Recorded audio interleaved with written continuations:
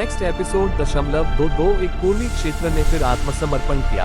रुद्र देवदत्त की शक्ति अगले कुछ समय के लिए पूरा ज्वांटियन क्षेत्र शांत हो गया और सभी सम्राट स्तर के स्वामी एकांत में चले गए और इस समय दिखाने की हिम्मत नहीं की। कोई अन्य कारण नहीं, देवदत्त परिवार के अजेय पूर्वज प्रकट हुए। उन्हें इस प्रकार के बलवान व्यक्ति के बारे में कोई जानकारी नहीं थी, न ही वे उसके स्वभाव को जानते थे, इसलिए वे उससे दूर चले गए और दूर छिप गए। इसके अलावा जैसे ही रुद्र देवदत्त प्रकट हुआ, उसने देवदत्त परिवार के लगभग 99% लोगों को मार डाला और खून नदी की तरह बहने लगा और लाशें पहाड़ की तरह ढेर हो गईं। वहां भी आकाश खून से लाल हो गया था।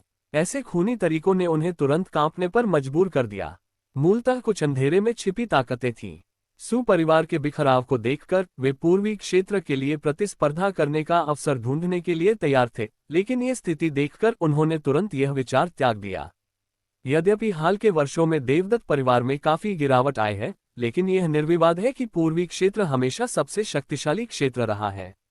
वर्तमान ज्वांटियन क्षेत्र में 4 क्षेत्रों में से पश्चिमी क्षेत्र सबसे कमजोर है, उसके बाद उत्तरी क्षेत्र और फिर दक्षिणी क्षेत्र और पूर्वी क्षेत्र है। यद्यपि सु परिवार के अधिकांश लोग मर गए थे और केवल सु क्वान ही बचा था, जो एक शक्तिशाली सम्राट था, फिर भी पूरे पूर्वी क्षेत्र ने सु परिवार के आदेशों की अवहेलना करने का साहस नहीं किया। रुद्र देवदत्त द्वारा लाया गया उत्पीड़न की भावना बहुत मजबूत थी। आधे महीने बाद पूरे पूर्वी क्षेत्र में एक आदेश फैल गया। पूर्वी क्षेत्र में प्राचीन संत से ऊपर के सभी शक्तिशाली लोगों को वानगयुन पर्वत पर जाना होगा और जो लोग अवज्ञा करेंगे उन्हें पूर्वी क्षेत्र से निष्कासित कर दिया जाएगा। जैसे ही यह खबर सामने आई, अनगिनत लोग भयभीत हो गए। इस बार देवदत्त परिवार ने वानगयुन पर्वत पर इतने सारे लोगों को बुलाया, जो कि एक हॉनमिन भोज हो सकता है। बेशक वहां कई बहादुर लोग भी थे जिनके चेहरे पर उत्साह था। जहां खतरा है, वहां स्वाभाविक रूप से अवसर भी मौजूद है। देवदत्त परिवार के पूर्वज दुनिया में प्रकट हुए हैं और देवदत्त परिवार को असंतुष्टों का सफाया करना होगा। अगर वे इस अवसर का लाभ उठाकर देवदत्त परिवार से सहमत हो जाएं, तो वे प्रमुखता हासिल कर सकते हैं। प्राचीन संत क्षेत्र के शक्तिशाली लोगों के अलावा कई लोग वानगयुन पर्वत के चारों ओर इकट्ठा हुए, लेकिन वे बस दूरी पर खड़े रहे और वानगयुन पर्वत के पास जाने की हिम्मत नहीं की। खरबूजे खाना इंसानी फितरत है। वे बहुत उत्सुक थे कि वानगयुन पर्वत पर क्या होगा, इसलिए वे वहां इकट्ठा हो गए। वानगयुन पर्वत की तलहटी में एक बहुत बड़ा स्थल था, जो लोगों से भरा हुआ था, जिनमें से प्रत्येक व्यक्ति अत्यंत शक्तिशाली था तथा उसकी आभा अद्भुत थी। उनमें से कोई भी प्राचीन संतों से कम नहीं था, लेकिन इस समय ये लोग सीधे बैठे थे और अपने सामने ऊंचे मंच की ओर घबराहट से देख रहे थे। रुद्र देवदत्त के वापस आने के बाद सु क्वान ने तुरंत लोगों को पत्थर की मूर्ति की मरम्मत करने के लिए प्रेरित किया और अब यह अपने मूल जीवंत स्वरूप में वापस आ गई है। इस बार देवदत्त परिवार के पूर्वज की उपस्थिति से संपूर्ण जुवानतियान दुनिया फिर से हिल सकती है। मैंने रात भर परिवार की प्राचीन पुस्तकें पढ़ी और उनमें देवदत्त परिवार के इस पूर्वज का विशेष उल्लेख है। जब वह सर्वोच्च युग में थे तो वे अर्थ सम्राट के 9वें स्तर पर एक व्यक्ति को मारने में सक्षम थे। मैंने भी इसे देखा है और सबसे भयानक बात सिर्फ यही नहीं है। मैंने सुना है कि यह रुद्र देवदत्त पूर्वज किसी अमर का पुनर्जन्म लगता है। लेकिन अगर वह किसी अमर का पुनर्जन्म है तो वह अमरलोक में क्यों नहीं जाता? उसकी साधना निश्चित रूप से पर्याप्त है ना? क्या आपको लगता है कि ऐसी संभावना है कि वह पहले ही अमर दुनिया में जा चुका है, लेकिन हाल के वर्षों में फिर से नीचे आ गया है? जैसे ही ये शब्द निकले, सभी की आंखें चौड़ी हो गईं, उनके चेहरे भय से भर गए और वे अपने रोंगटे खड़े होने और अपने सिर में झुनझुनी महसूस करने से खुद को नहीं रोक सके। अगर यह सच है तो ये सचमुच भयावह होगा। प्राचीन काल से लेकर वर्तमान तक सभी अभिलेखों में कभी भी यह उल्लेख नहीं किया गया है कि अमर दुनिया से लोग नीचे आ सकते हैं। वे ऐसे शक्तिशाली व्यक्ति की शक्ति की कल्पना भी नहीं कर सकते जो अमरलोक और निम्न लोक के बीच स्वतंत्रतापूर्वक आवागमन कर सकता है। कार्यक्रम स्थल पर काफी देर तक सन्नाटा छाया रहा और अंत में कदमों की आहट सुनाई दी और सभी का दिल फिर से गले में आ गया।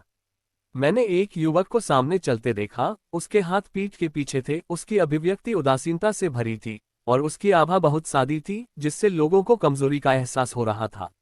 उसके पीछे एक सुंदर स्त्री जो निर्वासित परी जैसी दिखती थी, आदरपूर्वक पीछे पीछे चल रही थी।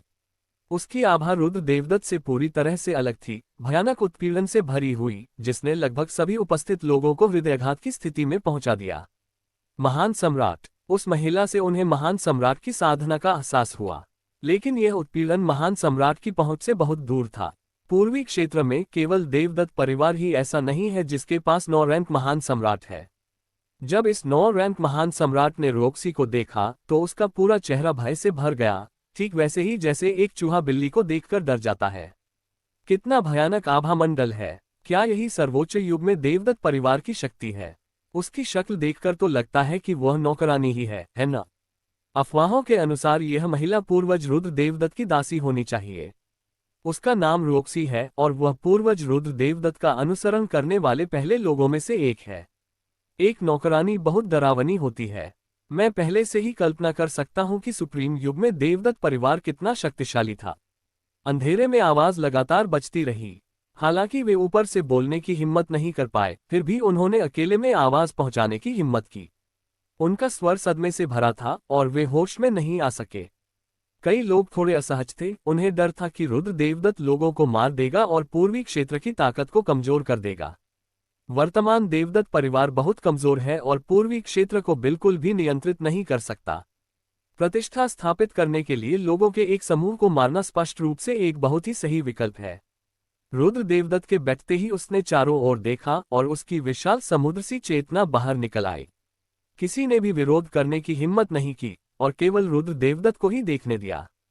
काफी देर बाद उसने अपना मुंह थोड़ा सा खोला और एक धीमी आवाज सुनाई दी। मैं रुद्र देवदत्त हूं। आप में से कुछ लोग मुझे जानते होंगे, लेकिन आप में से कई लोग मुझे नहीं पहचानते होंगे। लेकिन अब इससे कोई फर्क नहीं पड़ता। मैंने तुम्हें यहाँ सिर्फ एक ही मकसद से बुलाया है। मुझे बाकी 3 क्षेत्रों की परवाह नहीं, लेकिन पूर्वी क्षेत्र देवदत्त परिवार का है। तुम पूर्वी क्षेत्र में हो, इसलिए तुम्हें देवदत्त परिवार के आदेशों का पालन करना चाहिए।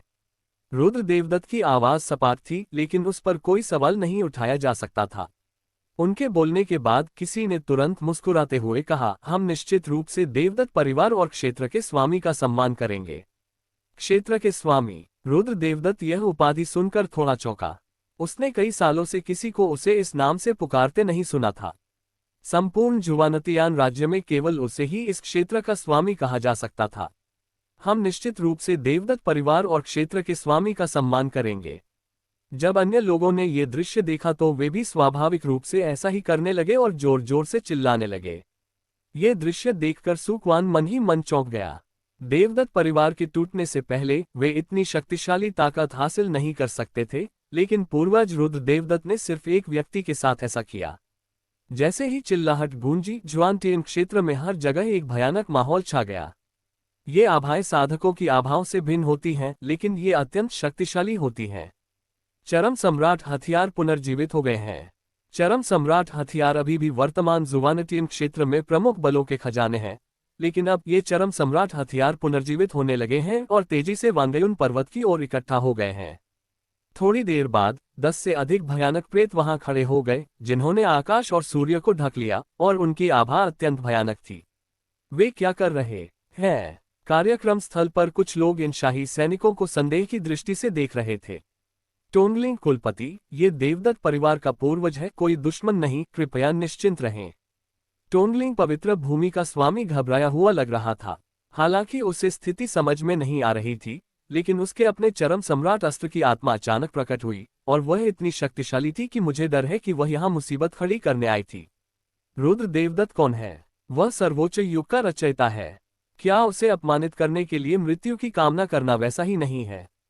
यद्यपि उनके चरम शाही हथियार भी बहुत शक्तिशाली हैं, वे 2 जुवान 7 स्टार तलवार से बहुत कमतर हैं। Next episode. भयानक होनमैंग अमर शरीर आकाश में तैरते हुए प्रेत कुछ नहीं बोले, और वे सभी रुद्र देवदत्त की ओर देखने लगे। एक लंबी चुप्पी के बाद हथियार आत्माओं में से एक ने घुटने टेके और कहा, डोमेन के स्वामी को नमस्कार। डोमेन के स्वामी को नमस्कार। एक तेज आवाज सुनाई दी, और ये भयानक चरम शाही हथियार आत्माएं इस समय अत्यंत सम्मानजनक भाव के साथ जमीन पर घुटने टेक गईं। रुद्र देवदत्त ने थोड़ा आश्चर्य दिखाया, इन शाही हथियारों में एक परिचित आभा थी। उसने एक युवक की ओर देखा और दूसरे पक्ष का शरीर तुरंत उसकी आंखों में उभर आया। वह एक त्रिकोणीय कंपास था, लुओयुन संप्रदाय और सुयुजे की आभा। रुद्र देवदत्त ने दूसरे चरम शाही हथियारों को देखा। ये वही शाही हथियार थे जिन्हें देवदत्त परिवार ने अपनी सत्ता स्थापित करने के बाद जुवानतियान राज्य की रक्षा के लिए छोड़ दिया था। पब फ्यूचर विज्ञापन। उसने मुस्कुराकर सिर हिलाया। ये शाही हथियार पूरे जुवानतियान साम्राज्य में उसकी पीढ़ी के इकलौते हथियार होने चाहिए। इन शाही हथियारों को सू चेन के सामने सम्मानपूर्वक घुटने टेकते देख वहां उपस्थित सभी लोगों ने अपनी सांस रोक ली, उनकी आंखों में गंभीरता थी। वर्तमान ज्वांटियन क्षेत्र में वे शाही हथियार संप्रदाय के सभी खजाने हैं और उनकी शक्ति भयानक है। लुओयुन संप्रदाय के 3 ध्रुवीय कंपास की तरह हजारों साल पहले कई महान सम्राट लुओयुन संप्रदाय को नष्ट करने के लिए सेना में शामिल होने के लिए तैयार थे, और यह इस शाही हथियार के कारण था कि लुओयुन संप्रदाय बच गया था और इसने 9वीं कक्षा के एक सम्राट को भी मार डाला। यह उन शाही हथियारों की शक्ति को देखने के लिए पर्याप्त है। अब ये सभी शाही हथियार रुद्र देवदत्त के सामने घुटने टेक चुके हैं, जो ये देखने के लिए पर्याप्त है कि रुद्र देवदत्त की स्थिति कितनी भयानक है। रुद्र देवदत्त ने अपना सिर घुमाया और फिर से कार्यक्रम स्थल पर मौजूद लोगों की ओर देखा। अचानक कुछ ऊब के साथ उसने कहा, ठीक है, बस इतना ही। उसके बाद रुद्र देवदत्त वहीं गायब हो गया और वह इतना आलसी था कि कुछ और कह ही नहीं पाया। पूर्वी क्षेत्र में उसके रहते किसी की भी देवदत्त परिवार की अवज्ञा करने की हिम्मत नहीं हुई। इस बार सभी को यहां बुलाने का उद्देश्य बहुत सरल है, बस उन्हें चेतावनी देना है। इसके अलावा सुक्वान की ताकत भी कम नहीं है। उसका शरीर सम्राट जैसा है और वह एक महान सम्राट भी है। अब उसके पास 2 जुबान 7 सितारा तलवार है, इसलिए वह अपनी मर्जी से लोगों को मार सकता है। वांगयुन पर्वत की चोटी पर लौटने के बाद रुद्र देवदत्त अराजकता शरीर को तोड़ने के लिए एकांत में जाने के लिए तैयार हो गया। ये भी पहली बार है जब उन्होंने अनगिनत वर्षों में गंभीरता से अभ्यास किया है। वांगयुन प्रांगण में पालथी मारकर बैठे हुए उसने अपनी आंखें कसकर बंद कर ली और उसका मन सिस्टम बैग में डूब गया। उसने 5वीं या उससे ऊपर की सैकड़ों प्राकृतिक खजाने चुन लिए। ये चीजें शरीर के लिए बहुत मददगार होती हैं। भले ही इन्हें परियों की दुनिया में रखा जाए, ये दुर्लभ चीजें हैं जिनके लिए लोग लड़ेंगे। ये पर्याप्त होना चाहिए। रुद्र देवदत्त ने धीमी आवाज में बुदबुदाया और फिर उसकी आकृति जुवानतियान क्षेत्र में गायब हो गई। जब वह फिर से प्रकट हुआ तो वह क्षेत्र के बाहर शून्य स्थान में पहुंच चुका था। यद्यपि हाल के वर्षों में ज्वांटियन क्षेत्र कई गुना अधिक शक्तिशाली हो गया है और रुद्र देवदत्त के अनुमान के अनुसार यह अमर साधकों को भी समायोजित कर सकता है। बेशक ये केवल समायोजित कर सकता है, लेकिन अमर साधक निम्न लोक में पैदा नहीं हो सकते जब तक कि यह महान दाव के नियमों से अधिक मजबूत न हो। अराजकता शरीर अत्यंत भयानक है, इसलिए उसने अभी भी जुवानटियन क्षेत्र में अपने शरीर को तोड़ने का विकल्प नहीं चुना। रुद्र देवदत्त ने अपना हाथ उठाया और उसे हिलाया और उसके हाथ में एक सफेद केक जैसी वस्तु प्रकट हुई, जो नर्म और रोएदार थी, जिसमें अत्यंत शुद्ध जीवन सार था। 5वीं कक्षा की परी का दूध। परी के स्तन के दूध की उपस्थिति के साथ उसके चारों ओर का शून्य अचानक उबलने लगा और उसे सहन करने में असमर्थ होने का एहसास हुआ। परी श्रेणी की वस्तुओं में निहित कानून की शक्ति निचले क्षेत्र की क्षमता से कहीं अधिक है, लेकिन शून्य में कुछ भी नहीं है। भले ही वह असहनीय हो, वह कुछ भी नष्ट नहीं कर सकता। रुद्र देवदत्त ने उसे सीधे अपने मुंह में ठूंस लिया और फिर उसमें से कई वस्तुएं निकाली, जिनमें से प्रत्येक में अत्यंत भयानक परी शक्तियां थीं। ऐसा लग रहा था कि जुवानतियान क्षेत्र ने कुछ नोटिस कर लिया है और हवा से उसके स्पर्श को भर आए हैं और फिर रुद्र देवदत्त की ओर एकत्रित हो गए हैं। हालांकि ये स्पर्शक निकट नहीं आए, बल्कि केवल दूर से किनारे पर परी शक्ति को अवशोषित कर लिया। रुद्र देवदत्त ने ये दृश्य देखा तो हैरान रह गया। क्या जुवानतियान क्षेत्र भी अमर शक्ति को अवशोषित कर सकता है? ये बातें उसकी समझ से परे थीं। ऐसा लग रहा था कि जुवानतियान राज्य का रहस्य उसकी कल्पना से परे था।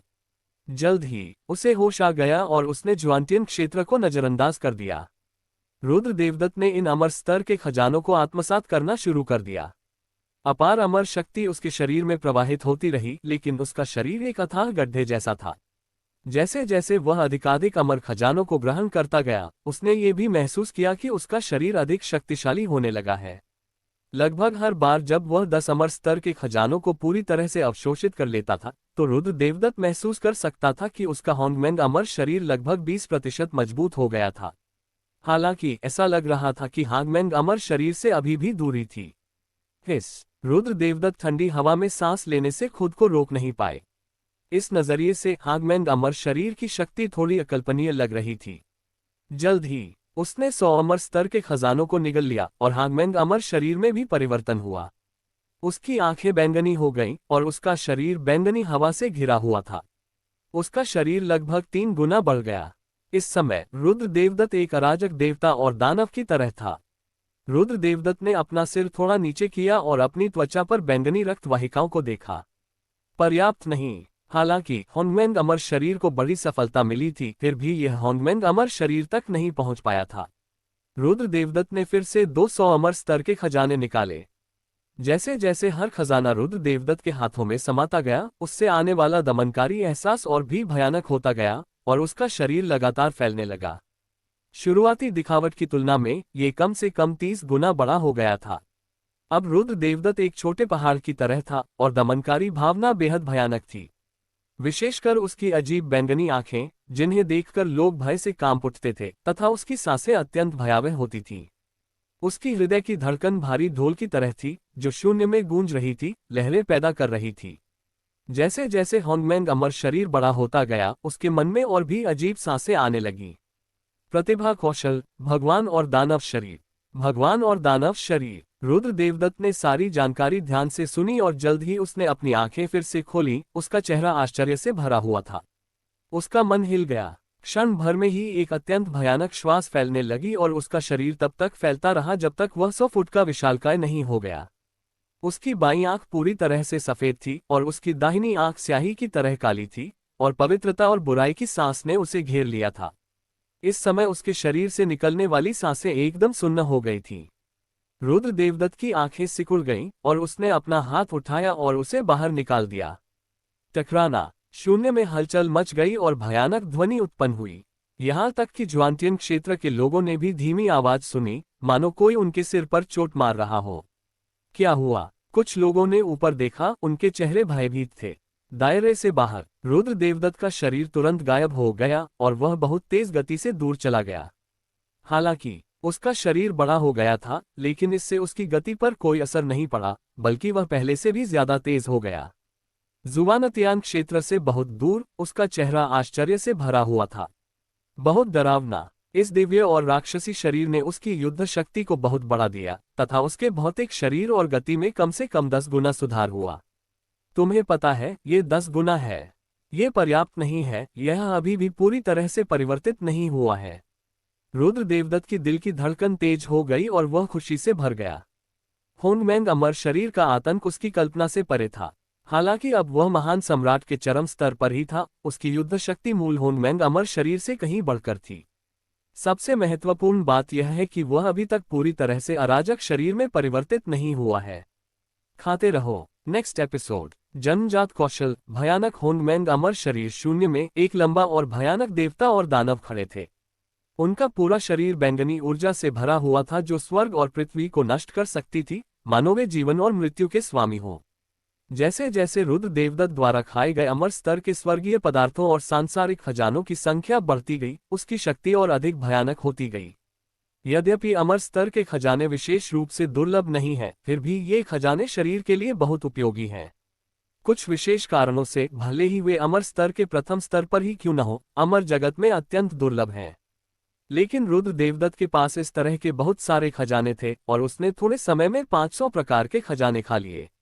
अब उसके शरीर पर आभा अत्यंत भयानक हो गई है और गहरे बैंगनी रंग की धारियां धीरे धीरे देवता और दानव के शरीर की सतह पर दिखाई देने लगी हैं, जिससे पूरी चीज प्रागैतिहासिक देवता और दानव जैसी दिखने लगी है। यदि यह एक साधारण अव्यवस्थित शरीर होता, तो ये 500 अमर स्तर के खजाने शायद इसकी काया को बेहतर बना सकते थे। हालांकि होंगमेंग अमर शरीर सभी अराजक निकायों में 7वां सबसे भयानक शरीर है और पूरे परी जगत में भी अत्यंत दुर्लभ है। थोड़ा बड़ा चढ़ाकर कहा जाए तो शायद रुद्र देवदत्त ही एकमात्र व्यक्ति है। प्राचीन पुस्तकों से रुद्र देवदत्त की समझ के अनुसार शीर्ष 12 अराजक पिंड अत्यंत दुर्लभ हैं। अभिलेखों से एक जो युवान रहा है और शीर्ष 10 में कभी कोई अराजक पिंड नहीं रहा है। एक ब्रह्मांड 1 ट्रिलियन वर्ष के बराबर है। इस समयावधि से हम देख सकते हैं कि शीर्ष 12 कैस बॉडीज कितनी दुर्लभ हैं। रुद्र देवदत्त को भी शायद एक दो खास वजहें पता थी कि यह इतना दुर्लभ क्यों था। ऐसा इसलिए लगता था क्योंकि ऊपर के 12 अराजक शरीर पौराणिक जन्मजात ताओ शरीर से जुड़े थे। जहां तक जन्मजात ताओवादी शरीर की बात है, रुद्र देवदत्त को इसके बारे में बहुत कम जानकारी थी। उसने जो किताबें उठाईं, उनमें जन्मजात ताओवादी शरीर के बारे में कोई जानकारी दर्ज नहीं थी।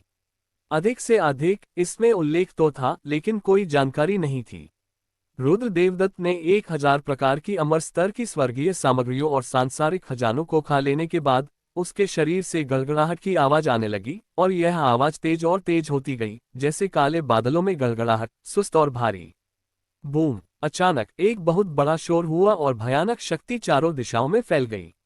यदि इसे ज्वांटियन क्षेत्र में रखा गया तो मुझे डर है कि पूरी दुनिया ढहने और नष्ट होने लगेगी, क्योंकि यह रुद्र देवदत्त की शक्ति का सामना नहीं कर सकेगी। शून्य में कहीं से अनंत बैंगनी ऊर्जा प्रवाहित हुई, और ऐसा प्रतीत हुआ जैसे वे किसी प्रकार की शक्ति द्वारा खींचे जा रहे हों तथा रुद्र देवदत्त की ओर एकत्रित हो रहे हों। जब वे रुद्र देवदत्त के चारों ओर इकट्ठा हुए तो वे पागलों की तरह उस पर टूट पड़े।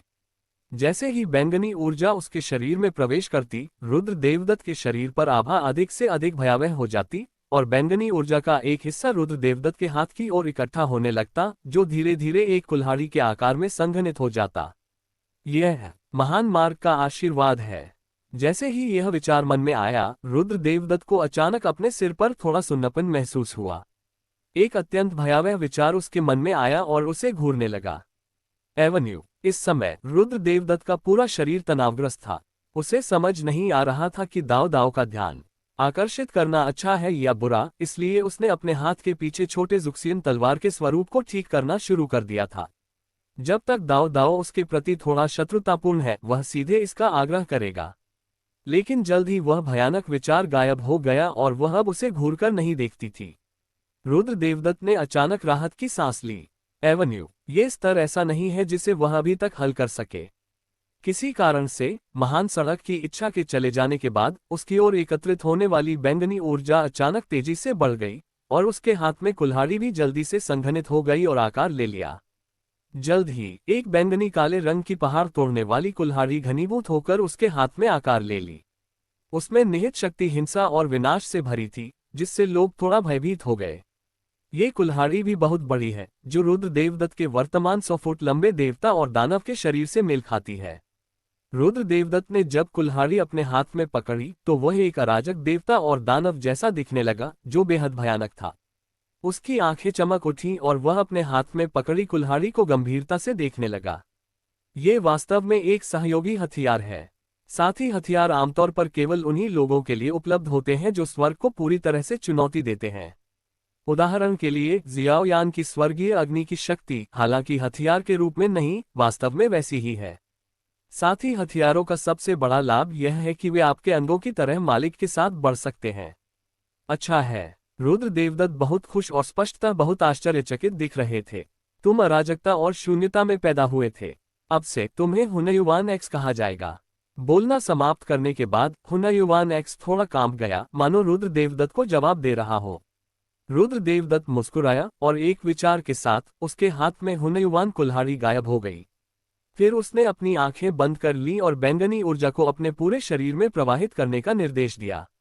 अब मैं पूरी तरह से एक अव्यवस्थित शरीर में परिवर्तित नहीं हुआ हूं। लेकिन इस बार रुद्र देवदत्त का परिवर्तन अप्रत्याशित था।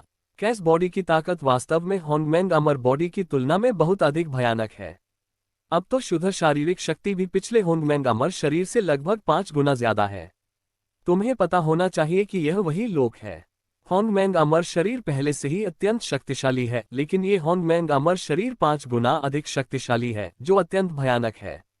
जहां तक देव शैतान शरीर और हुनयुवान कुल्हाड़ी का प्रश्न है, इनमें से प्रत्येक ने उसकी युद्ध प्रभावशीलता में बहुत सुधार किया। जैसे जैसे अनंत बैंगनी ऊर्जा शरीर में प्रवाहित हुई, रुद्र देवदत्त के शरीर से निकलने वाली आभा अधिक भयावह होती गई। उसके चारों ओर 1 मीटर तक सफेद रोशनी हवा में फैली हुई थी, जो रुद्र देवदत्त को प्रभामंडल की तरह घेरे हुए थी। रुद्र देवदत्त ने अपनी आंखें थोड़ी सी खोली और गंभीरता से कहा, क्या ये होंगमेंग अमर शरीर है? इस समय उसे अंततः होंगमेंग के अमर शरीर की उत्पत्ति का पता चल गया। रुद्र देवदत्त ने अपनी आंखें बंद कर ली और अपने मन में अतिरिक्त जानकारी को समझने लगा। प्रतिभा, अराजकता, यह उनकी तीसरी प्रतिभा है। यह प्रतिभा अत्यंत विकृत है। वह स्वयं को ताओ के नियमों से अप्रभावित रख सकता है, या यहाँ तक कि ताओ के नियमों में संशोधन भी कर सकता है। और यह बात 1 मीटर की सीमा के भीतर सत्य है। उदाहरण के लिए, यदि कोई हमला आप पर होता है, तो 1 मीटर की सीमा में प्रवेश करते ही यह सीधे अराजकता में बदल जाएगा और मूल रूप से हमले का समर्थन करने वाली ऊर्जा प्रभावित होगी। अंततः आपके पास जो शक्ति होगी वह वास्तविक शक्ति का केवल 10,000वां हिस्सा या 1,00,000वां हिस्सा भी हो सकती है। इसे लगभग पूरी तरह से नजरअंदाज किया जा सकता है। इसका मतलब यह है कि वह अधिकांश हमलों से लगभग प्रतिरक्षित है। एकमात्र चीज जो उसे नुकसान पहुंचा सकती है वह है शुद्ध शक्ति। उदाहरण के लिए भौतिक शरीर। लेकिन फिर भी अराजकता प्रतिद्वंद्वी की शक्ति को कमजोर कर सकती है। अगर यह एक भौतिक शरीर है तो हागमैन अमर शरीर 7वां अराजक शरीर है और उसका भौतिक शरीर अत्यंत भयानक है। शारीरिक रूप से उससे अधिक शक्तिशाली कौन हो सकता है? ये बहुत मजबूत है। रुद्र देवदत्त ने अपने हाथों को कसकर जकड़ लिया, अपने शरीर में राक्षसी शक्ति को महसूस किया और कामना की कि वह दूसरों के साथ एक बड़ी लड़ाई कर सके। अफसोस की बात है, निचली दुनिया के लोग बहुत कमजोर हैं। उसने फिर से ज्वांटियन दायरे की ओर देखा और बुदबुदाया, यह मामला खत्म हो गया है, अब जाने का समय हो गया है। रुद्र देवदत्त ने गहरी सांस ली, दिव्य शरीर को मुक्त किया और उसका पूरा शरीर सामान्य आकार में लौट आया। वांगयुन पर्वत पर वापस लौटने के बाद वह शायद ही कभी बाहर जाता था। लेकिन यह अजीब था, इतने सालों में वह कई पत्नियों के साथ रहा था, लेकिन उसे कभी बच्चा नहीं हुआ था। यद्यपि वह पहले से जानता था कि बहुत मजबूत शरीर या बहुत मजबूत साधना से बच्चे को जन्म देने में कठिनाई बढ़ जाएगी, लेकिन उसने कभी नहीं सोचा था कि यह इतना कठिन होगा। लाखों वर्ष त्यानत्यानकुन, जिसने अपना शरीर खाली कर दिया था, गर्भधारण नहीं कर सका। सौभाग्य से रुद्र देवदत्त को बच्चा पैदा करने की जरूरत नहीं पड़ी, अन्यथा ये शर्मनाक होता। नेक्स्ट एपिसोड परीलोक। मैं आ रहा हूं। पलक झपकते ही 3000 वर्ष बीत गए। समय के साथ रुद्र देवदत्त को कोई एहसास नहीं रहा। पलक झपकते ही 3000 साल बीत गए। कई बार तो उन्हें सोने के लिए कई महीनों की जरूरत पड़ती थी और कभी कभी तो वे दशकों तक सोते रहते थे। पिछले सैकड़ों हजारों वर्षों में किंगशी और बैक्सियाओ और भी अधिक सोते थे और एक बार तो वे पूरे 120,000 वर्षों तक सोते रहे। इसलिए इन 3000 वर्षों में रुद्र देवदत्त को समय बीतने का एहसास ही नहीं हुआ। इस अवधि के दौरान रुद्र देवदत्त कभी कभी कुछ लोगों से मिलने के लिए आती थी, जिसके कारण देवदत्त परिवार का विकास बहुत तेजी से हुआ। इन 3000 वर्षों में सुक्वान भी एक पल में 9वीं श्रेणी के सम्राट तक पहुंच गया और सम्राट क्षेत्र के बहुत करीब था। क्योंकि सु परिवार में पहले ही बहुत से लोग मर चुके थे, पूरे सु परिवार में केवल एक सम्राट सुक्वान है, लेकिन 3 अर्ध सम्राट हैं, लेकिन वे सभी हाल ही में सफल हुए हैं। सुक्वान भी देवदत्त परिवार के बारे में चिंतित है, इसलिए उसका सम्राट के दायरे को तोड़कर तुरंत ऊपर चढ़ने का कोई इरादा नहीं है। वह जुवानतियान क्षेत्र को छोड़कर परीलोक में जाने से पहले देवदत्त परिवार में अगले उत्तराधिकारी के प्रकट होने तक प्रतीक्षा करना चाहता है। पब फ्यूचर विज्ञापन। वांगयुन पर्वत की चोटी। रुद्र देवदत्त ने सभी को एक साथ बुलाया और मुस्कुराते हुए कहा, आप इतने वर्षों से मेरे साथ निचली दुनिया में हैं, लेकिन आप अभी तक ऊपर नहीं चढ़े हैं, जिससे साधना के अवसर में देरी हो रही है। इसलिए मैं थोड़ी देर में ऊपर चढ़ने की योजना बना रहा हूं और फिर हम एक साथ होंगे। यद्यपि आरोहण एक यादृच्छिक स्थान है, यदि आप स्वर्ग के एक ही द्वार से प्रवेश करते हैं तो परीलोक में प्रवेश करने के बाद आप एक साथ होंगे। निंगयान ने ये सुना और तुरंत अपना सिर हिलाया और कहा, पति, हम सभी आपके साथ जाने को तैयार हैं। यदि आप न होते तो हमारी साधना योग्यताओं के साथ हम जीवन भर के लिए पीली मिट्टी में बदल जाते और हम अभी भी यहाँ कैसे बात कर सकते हैं। यान वानवान ने भी सिर हिलाया और कहा, मैं इस प्रस्ताव का समर्थन करता हूँ। लिन यिमिंग ने उत्साह से कहा, वाह, मैं आखिरकार परियों के देश जा रहा हूँ। मैं वांगयुन पर्वत पर रहकर थक गया हूँ। मैं आखिरकार यहाँ से जा सकता हूँ। उनका व्यक्तित्व जीवंत है और उन्हें बहुत अधिक उतार चढ़ाव पसंद नहीं है। विशेष रूप से रुद्र देवदत्त के सामने वह चेनमैन चैम्बर ऑफ कॉमर्स की स्मार्ट अध्यक्ष से एक मूर्ख और प्यारी लड़की में बदल गई। इसके अलावा वो परिलोक जाना चाहती थी, लेकिन रुद्र देवदत्त के कारण वह नहीं जा सकी। हालांकि वह परिलोक जाना चाहती थी, लेकिन वह रुद्र देवदत्त के साथ अधिक समय तक रहना चाहती थी। आखिरकार उसकी साधना की प्रेरणा रुद्र देवदत्त के करीब रहना ही थी। वह अकेले परिलोक नहीं जाना चाहती थी, बल्कि रुद्र देवदत्त के साथ ऊपरी दुनिया में प्रवेश करना चाहती थी। वहां मौजूद लगभग सभी लोग बहुत पहले से ही रुद्र देवदत्त का अनुसरण कर रहे थे। उनकी नजर में रुद्र देवदत्त रीढ़ की हड्डी थे, इसलिए स्वाभाविक रूप से वही नेता थे। Woof woof. सफेद उल्लू भी रुद्र देवदत्त के पैरों के पास खड़ा था, अपनी पूंछ हिला रहा था और चिल्ला रहा था, मानो कुछ कह रहा हो। रुद्र देवदत्त मुस्कुराया और सिर हिलाया। किंगशी आज्ञाकारी भाव से रुद्र देवदत्त के पैरों के पास बैठ गया। उसकी गहरी हरी आंखें भय से भरी हुई थीं। दमन की यह कैसी भयावह भावना है। वह एक दिव्य पशु का रक्त था, इसलिए उसकी सूंघने की शक्ति बहुत तीव्र थी। जब रुद्र देवदत्त इस बार वापस आया तो उसने देखा कि रुद्र देवदत्त के शरीर में सांस लेना पहले की तुलना में बहुत भयानक हो गया था।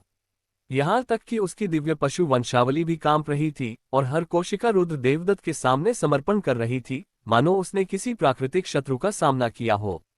किंशी की नजर में रुद्र देवदत्त अब इंसान नहीं बल्कि एक देवता या दानव जैसा दिखता था। हाँ, देवता या दानव।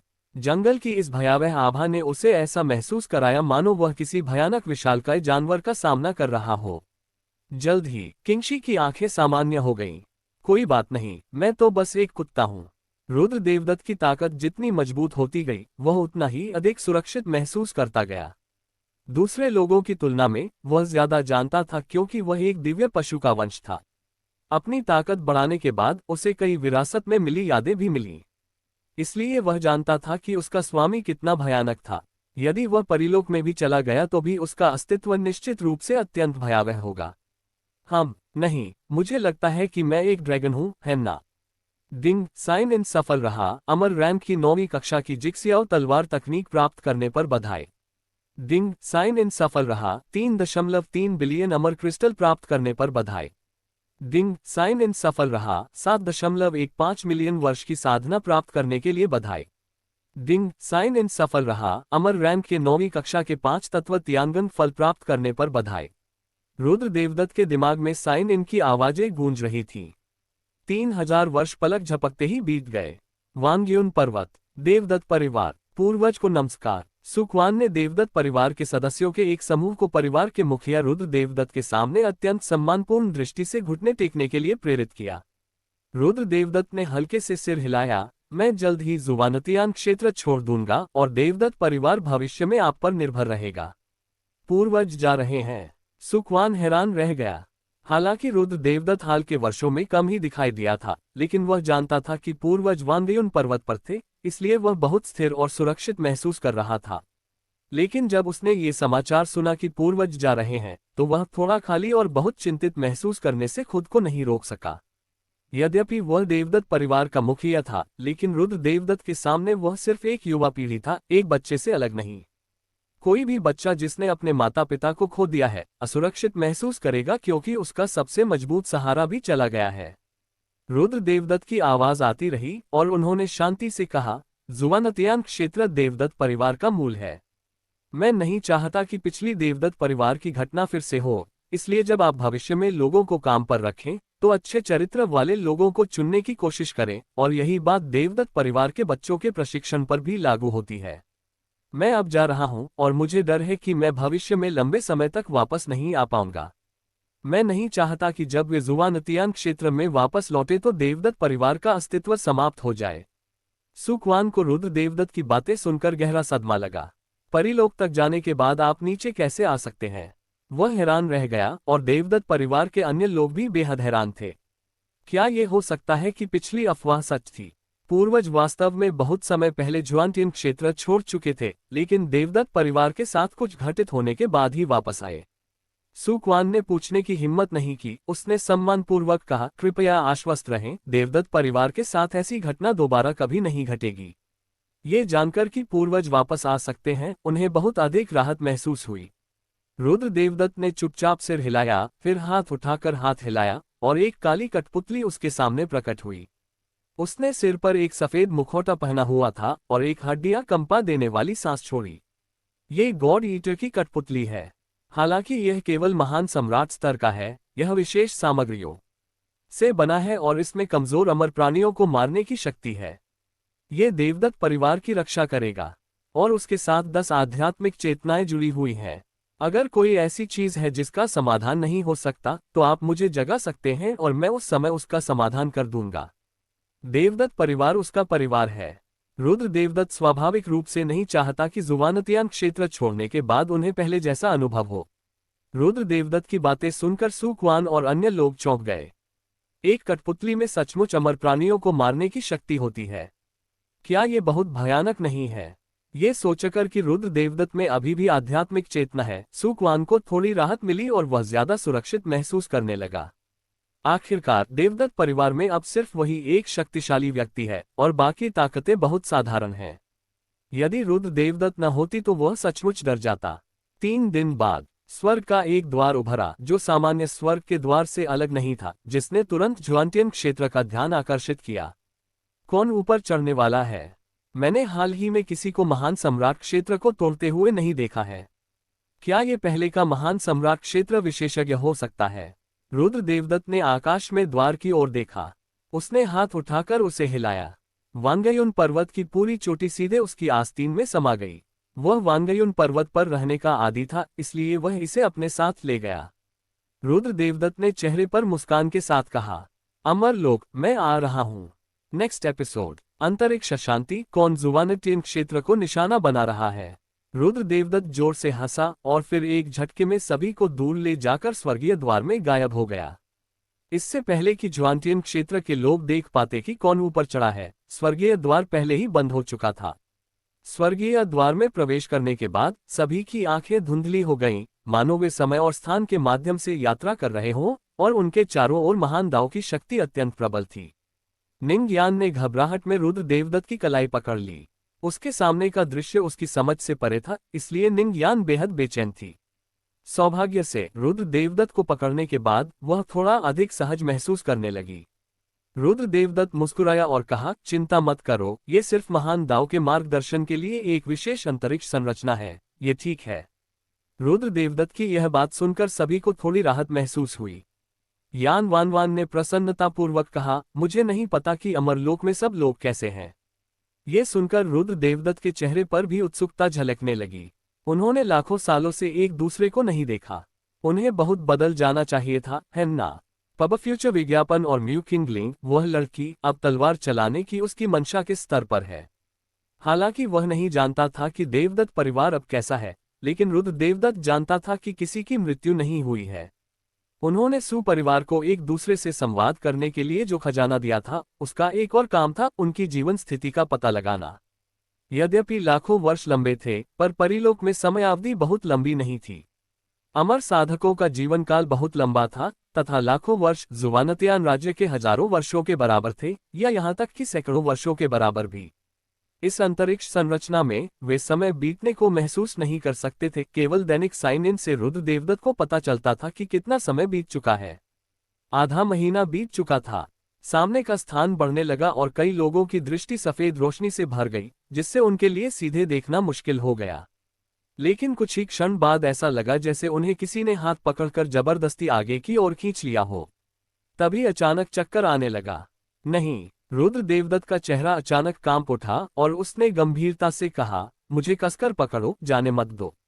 उसने अभी अभी देखा था कि वे परिलोक पहुंचने वाले थे, लेकिन रुद्र देवदत्त ने यह भी देखा कि आसपास का अंतरिक्ष कुछ अस्थिर था और अंतरिक्ष में अशांति भी हो सकती थी। अगर वे अंतरिक्ष की अशांति में फंस गए तो शायद वे परिलोक में उसी जगह दिखाई न दें। उसकी आंखें थोड़ी गंभीर थीं। एवेन्यू के पास बने अंतरिक्ष प्रसारण चैनल में वाकई कोई समस्या होगी। ऐसा नहीं होना चाहिए। यद्यपि यह परिलोक में उनका पहला अनुभव था, फिर भी उन्हें परिलोक की गहरी समझ थी, जैसे कि परिलोक का क्षेत्रीय विभाजन और यहाँ तक कि कुछ बलों का परिचय भी। रुद्र देवदत्त ने पहले भी परिलोक का एक विश्वकोश तैयार किया था, जिसमें परिलोक के बारे में कई बातें विस्तार से लिखी थीं। एक से अधिक समान पुस्तकें हैं और कई समान चीजें हैं जो परिलोक की कई चीजों को दर्ज करती हैं। इसलिए रुद्र देवदत्त कई स्थानीय लोगों की तुलना में परिलोक से अधिक परिचित है। लेकिन उसके सामने जो दृश्य था उसे समझना उसके लिए थोड़ा मुश्किल था। एवेन्यू की शक्ति द्वारा निर्मित अंतरिक्ष संचरण चैनल में तब तक कोई समस्या नहीं होनी चाहिए जब तक कि कोई अत्यंत भयानक शक्तिशाली व्यक्ति अंतरिक्ष निर्माण को बाधित न कर दे।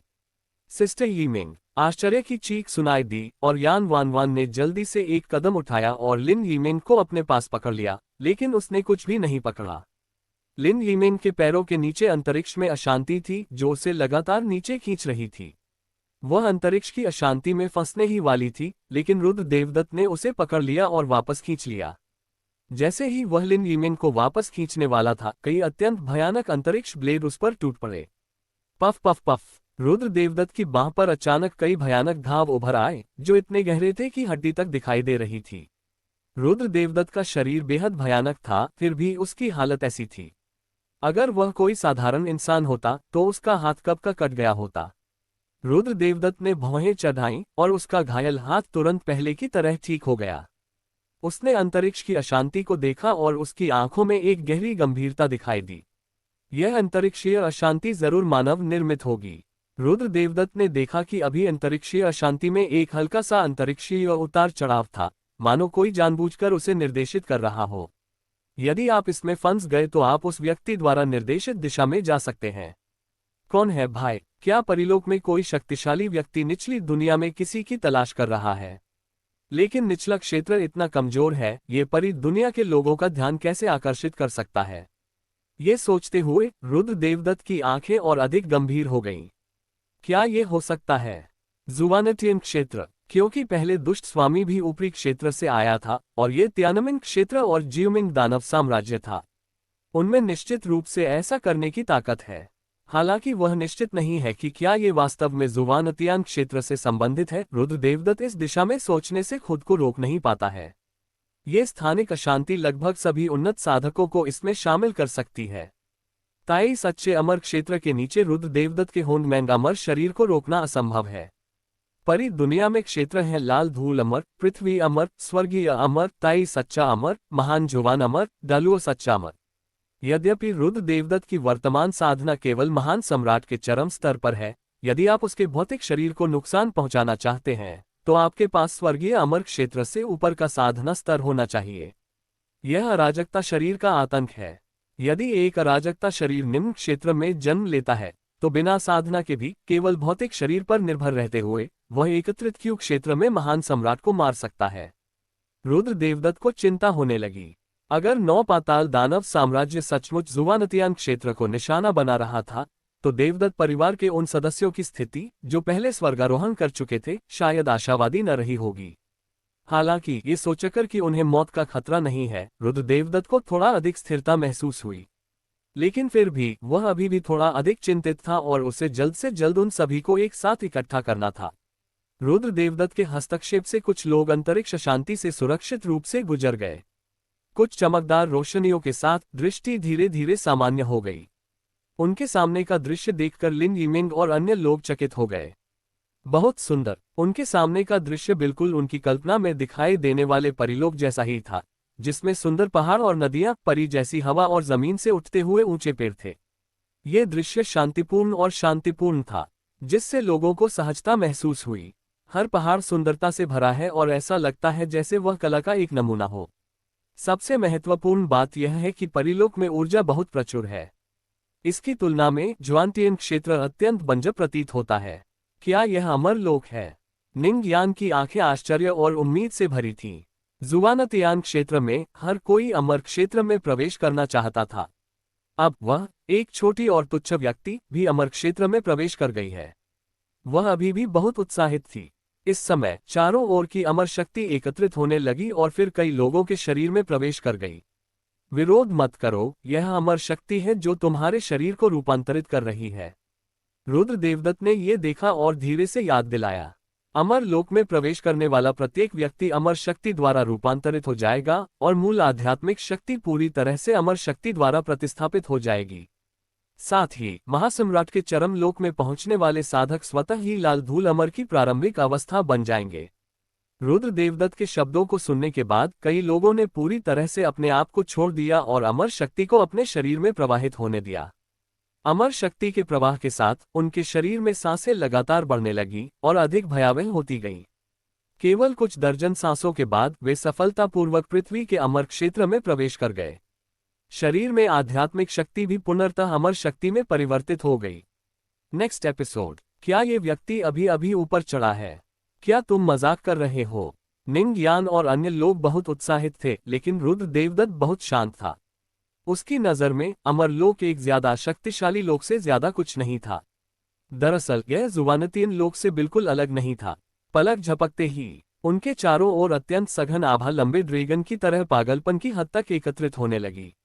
यह क्या है? यान वान खुद को रोक नहीं पाए और बोली, उनके शरीर में जो अमर शक्ति डाली गई थी वह पहले से ही बहुत ज्यादा थी। अगर और ज्यादा होती तो उन्हें बहुत तकलीफ होती। ऐसा लगता है कि यह हमारे लिए नहीं है। लिन यिमिंग ने अचानक रुद्र देवदत्त की ओर देखा और देखा कि अमर शक्ति द्वारा निर्मित लंबे ड्रैगन रुद्र देवदत्त की ओर तेजी से इकट्ठा होने लगे।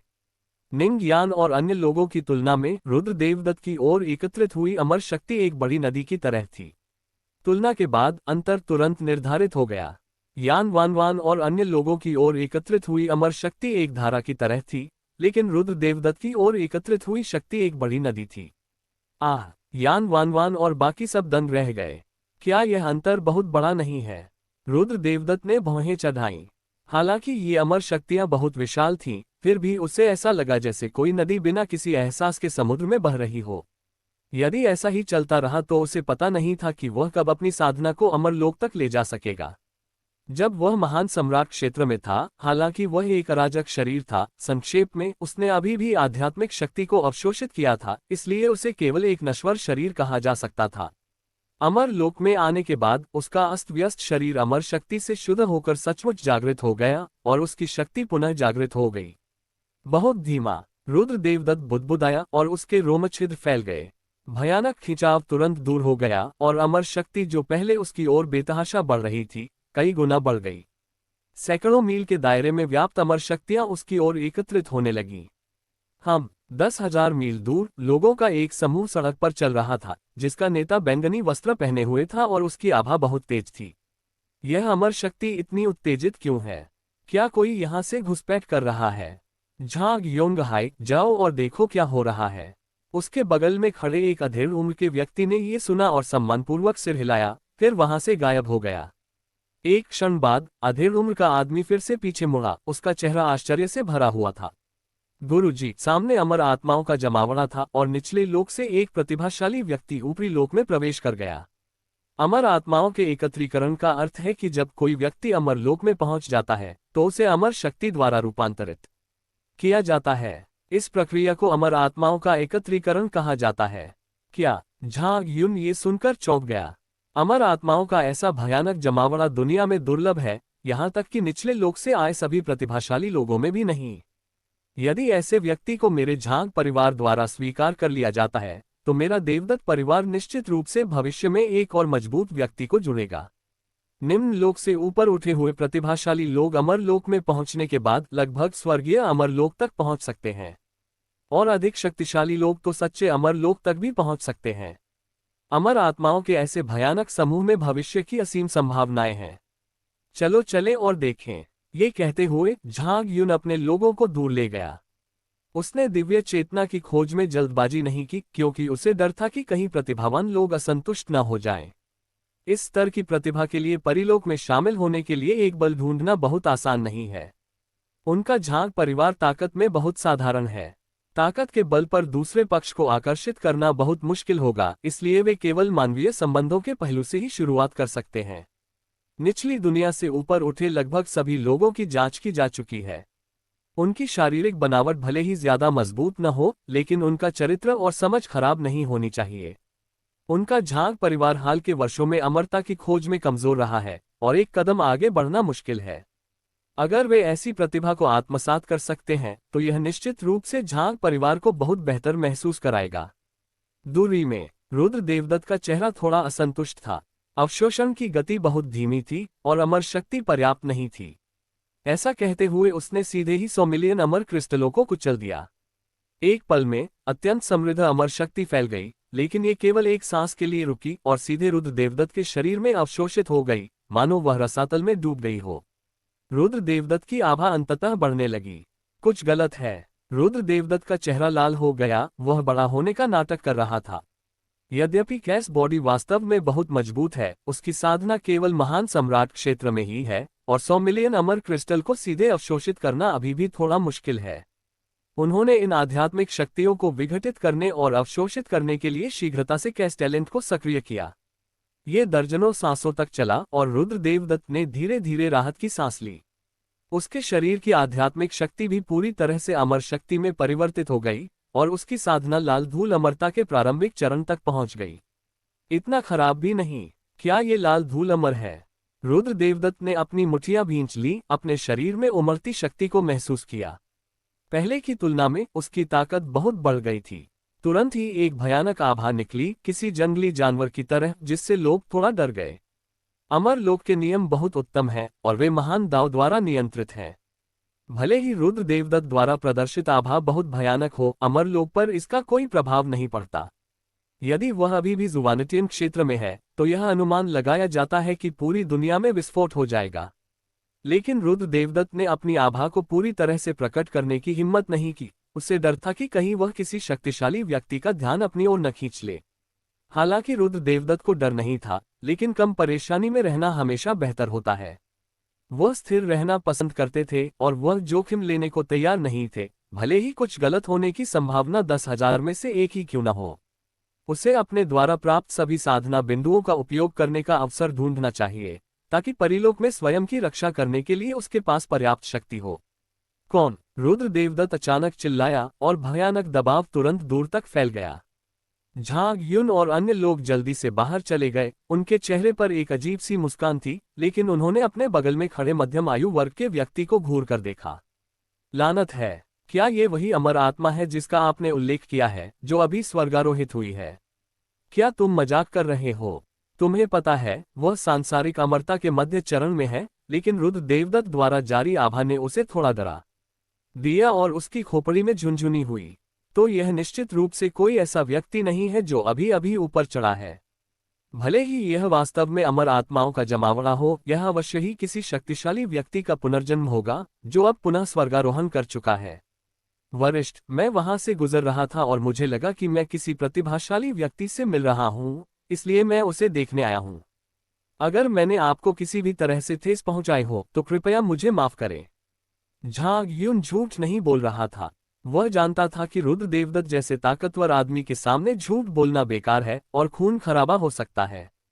फिर उसने रुद्र देवदत्त के बगल में खड़े लोगों पर नजर डाली और जब उसने उनकी आभा को महसूस किया तो उसका दिल अचानक कांप उठा। इन लोगों की आभा इतनी प्रबल क्यों है?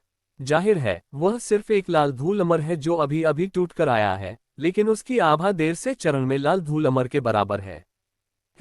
वे सभी सच्चे प्रतिभाशाली हैं। ऐसी दमनकारी आभा पाने के लिए यदि वह किसी बड़ी ताकत में शामिल हो जाए तो भी ये पर्याप्त है। रुद्र देवदत्त ने झांग युन की ओर देखा, थोड़ा भौहें चढ़ाईं और हल्के स्वर में कहा, मैं बकवास नहीं करना चाहता, मैं अभी ऊपर चढ़ा हूं और मुझे एक मार्गदर्शक की जरूरत है। झांग युन का चेहरा जम गया। रुद्र देवदत्त के स्वर ने तुरंत उसे विश्वास दिलाया कि दूसरा पक्ष एक मजबूत आदमी था जिसने निचले दुनिया में पुनर्जन्म लिया था और अब फिर से ऊपर उठ गया है। अरे, मैं ऐसी चीज का सामना कैसे कर सकता हूँ? अब दूसरों को भर्ती करने की बात तो दूर, मुझे अपनी जान बचाने में भी बहुत खुशी होगी। वह मन ही मन मुस्कुराया, लेकिन फिर भी उसके चेहरे पर एक चापलूसी भरी मुस्कान थी। वरिष्ठ, आपने जो कहा वह सच है। आपकी सेवा करने में सक्षम होना मेरे लिए सौभाग्य की बात है। वरिष्ठ महोदय, जो कुछ भी जानना चाहते हैं मैं आपको वह सब अवश्य बताऊंगा जो मैं जानता हूँ। नेक्स्ट एपिसोड, शुरुआत से सफलता तक। हालांकि रुद्र देवदत्त को परिलोक में आने से पहले ही इसकी कुछ समझ थी, फिर भी एक अतिरिक्त गाइड का होना अच्छा रहेगा। हालांकि रुद्र देवदत्त कंजूस नहीं था और उसने 100 परिक्रिस्टल निकाले और उन्हें फेंक दिया। मुझे बताओ यहाँ क्या हो रहा है? झांग युन ने अपने हाथों में 100 क्रिस्टल जैसे साफ परिक्रिस्टल देखे और थोड़ा गंभीर महसूस किया। ये रंग शीर्ष अमर क्रिस्टल, मैं एक अच्छा लड़का हूँ। झांग युन के चेहरे के भाव एकदम बदल गए। ये तो सिर्फ 100 उच्च स्तरीय अमर क्रिस्टल थे। किसी निचली दुनिया के व्यक्ति के पास ऐसी चीज कैसे हो सकती है? इसके अलावा जिन लोगों ने ऐसी चीजें निकाली वे सभी प्रतिष्ठित और शक्तिशाली लोग थे। परी दुनिया में कई प्रकार के परी क्रिस्टल होते हैं जिनके कुल 4 स्तर होते हैं: निम्न स्तर, मध्यवर्ती, उच्च स्तर और शीर्ष स्तर। पब फ्यूचर विज्ञापन प्रत्येक स्तर 1 से 100 तक है। दूसरे शब्दों में एक शीर्ष स्तरीय परिक्रिस्टल 1,00,000 निम्न स्तरीय परिक्रिस्टल के बराबर है।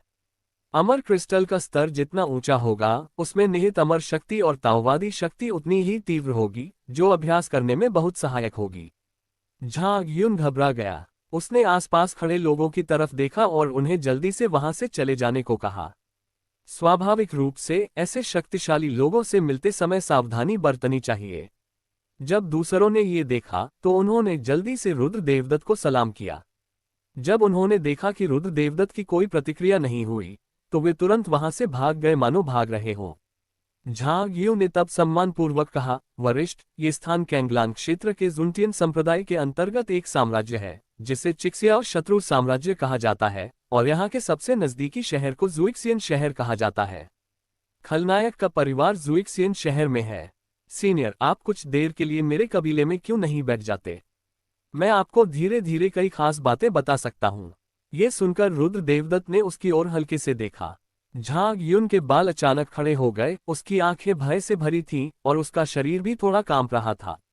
वह मूलतः अपने झांग परिवार की प्रतिष्ठा स्थापित करने के लिए रुद्र देवदत्त का उपयोग करना चाहते थे, लेकिन उनके इस छोटे से विचार का पता चल गया।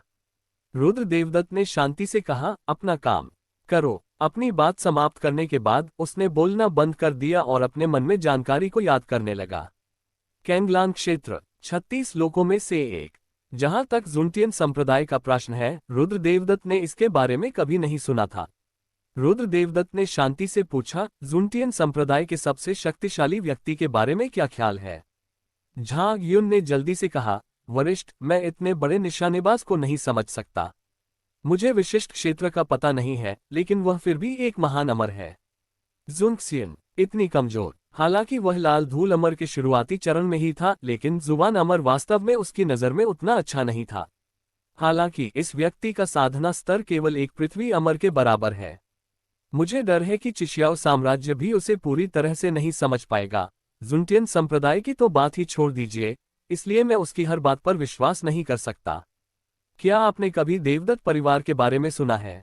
वे सैकड़ों हजारों वर्षों से स्थापित हैं और उनमें से एक का नाम सुकिंगटियन है। रुद्र देवदत्त ने हल्के से पूछा, वह प्रारंभिक जांच करना चाहता था।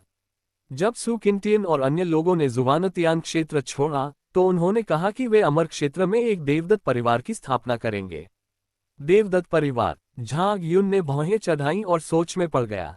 वह काफी देर तक इसी तरह हिचकिचाता रहा, फिर सिर हिलाया। मैंने देवदत्त परिवार में सुकिंगटियन के अस्तित्व के बारे में कभी नहीं सुना, लेकिन देवदत्त परिवार का काफी प्रभाव है, लेकिन मुझे नहीं पता कि क्या ये वही है जिसकी सीनियर तलाश कर रहे हैं। ये सुनकर रुद्र देवदत्त ने मन ही मन आह भरी और हाथ हिलाकर कहा, ठीक है, चलो चलें। झांग यू तो एक छोटा सा व्यक्ति है और उसे दूसरे पक्ष से कोई उपयोगी जानकारी मिलने की उम्मीद नहीं है। उसे बस मौजूदा हालात की थोड़ी समझ होनी चाहिए। चिक्सियाओ साम्राज्य आरोहण 36 लोकों में किसी निश्चित दुनिया तक सीमित नहीं है, बल्कि यादृच्छिक है। ये सुनते ही झांग युन को लगा जैसे उसे माफ कर दिया गया हो। रुद्र देवदत्त को सलाम करके वह जल्दी से मुड़ा और चला गया।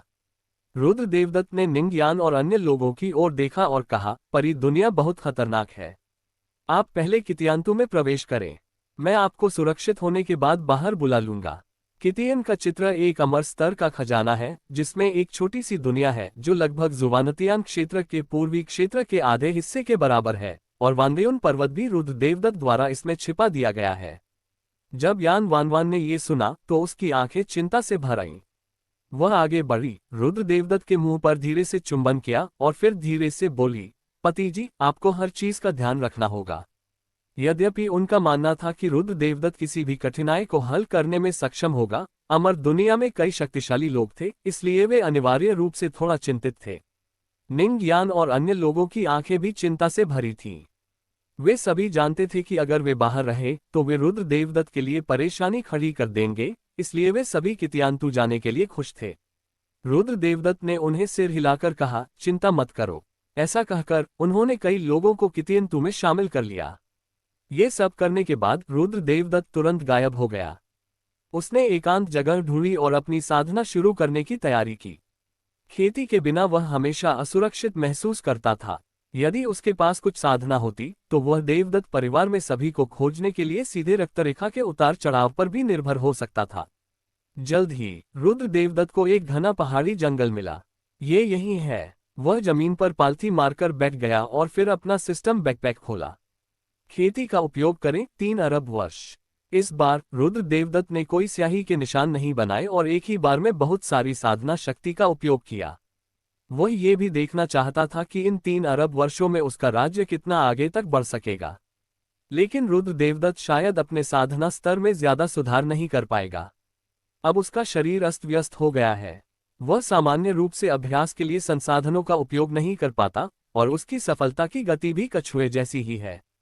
जैसे जैसे उसकी साधना आगे बढ़ी, रुद्र देवदत्त का आभामंडल बढ़ने लगा। लाल धूल अमर का मध्य चरण, लाल धूल अमर का अंतिम चरण, पूर्ण लाल धूल अमर, पृथ्वी अमर का प्रारंभिक चरण, पृथ्वी अमर का अंतिम चरण, स्वर्गीय अमर का मध्य चरण, ताई सच्चे अमर का प्रारंभिक चरण, ताई सच्चे अमर का अंतिम चरण, महान गहन अमर का प्रारंभिक चरण, महान गहन अमर का अंतिम चरण। 3 अरब वर्षों की साधना ने रुद्र देवदत्त को लाल धूल अमरता के प्रारंभिक चरण से गहन अमरता के अंतिम चरण तक पहुंचने में प्रत्यक्ष रूप से सक्षम बनाया। रुद्र देवदत्त के मुंह के कोने फड़क उठे। क्या ये गहन अमरता का अंतिम चरण है? वह थोड़ा सुनना था। ये 3 अरब वर्ष है। 1 अरब कैस बॉडी के लिए आवश्यक ऊर्जा वास्तव में बहुत अधिक है। रुद्र देवदत्त के शरीर से भयानक आभा निकल पड़ी। गहन अमर बनने के बाद वह ताओ की शक्ति से परिपूर्ण हो गया और उसका पूरा व्यक्तित्व एक अद्वितीय गुरु जैसा लग रहा था। उसने ये कल्पना करने की हिम्मत नहीं की कि यदि वह इस समय अपनी पूरी ताकत लगा दे तो स्थिति कितनी भयावह हो जाएगी। महान गहन अमर ताओ प्रकृति का अनुसरण करता है और दुनिया को नियंत्रित करता है। सच्चे अमरत्व तक पहुंचने के बाद शक्ति में गुणात्मक परिवर्तन होने लगेगा। परिलोक में लाल धूल अमर, पृथ्वी अमर और स्वर्गीय अमर बाद के लोकों की नींव रखने के समान है। प्रणाली द्वारा प्रयुक्त साधना स्तर बहुत ही स्थिर क्षेत्र है, मानो ये रुद्र देवदत्त की अपनी साधना से भिन्न नहीं है। तो अब वह पुनर्तः जुवानिक्सियन क्षेत्र में है और वहां कोई झूठी स्थिति नहीं है। हालांकि ये केवल देर से जुवानिक्सियन खेती का स्तर है जो पर्याप्त मजबूत नहीं है।